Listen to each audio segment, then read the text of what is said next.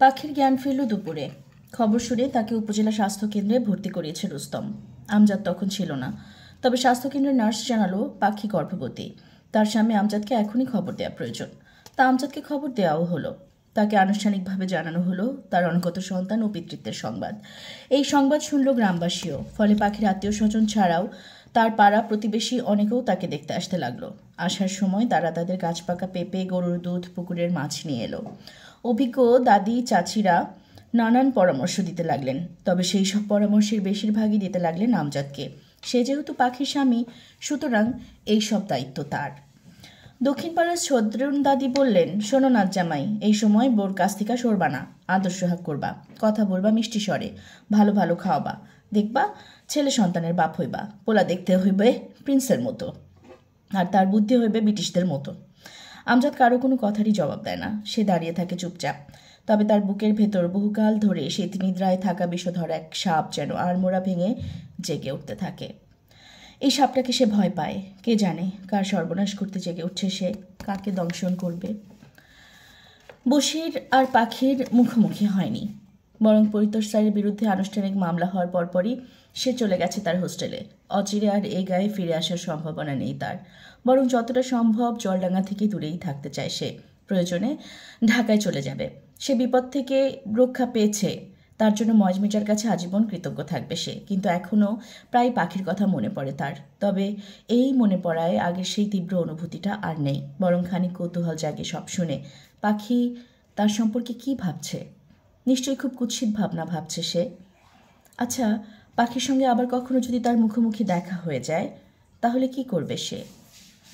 বশির এই প্রশ্নের উত্তর জানে না, তবে সে এটা অন্তত জানে যে কাজটি সে করেছে তা নৈতিক দিক থেকে অবশ্যই অন্যায়। কিন্তু জগতে ছোটোখাটো এমন অন্যায় কে না করে? সেও না হয় করেছে।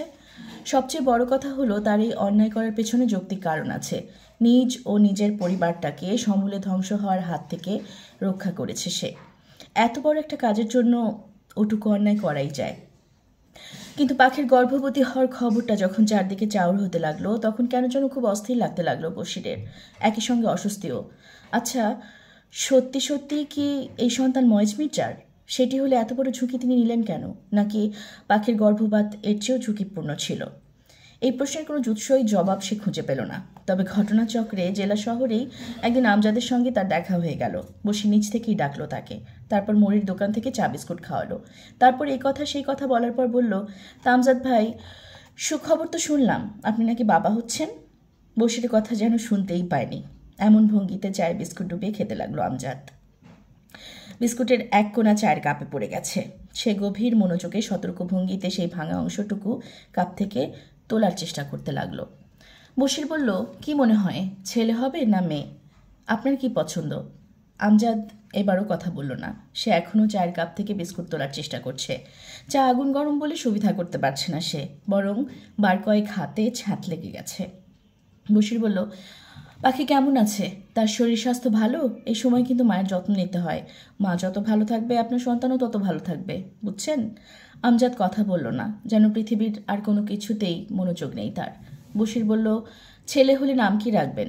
আমজাদ এবারও কথা বলল না, তবে চায়ের কাপ থেকে চোখ তুলে বশিরের দিকে তাকালো সে। বশির বলল, আজাদ। ছেলের নাম রাখবেন আজাদ? কেন? প্রশ্ন করল আমজাদ। আজাদ রাখবো কেন? আপনার নামের সঙ্গে মিল আছে, ছেলের নাম রাখতে হয় বাপের নামের সঙ্গে মিল রেখে। কি মিল?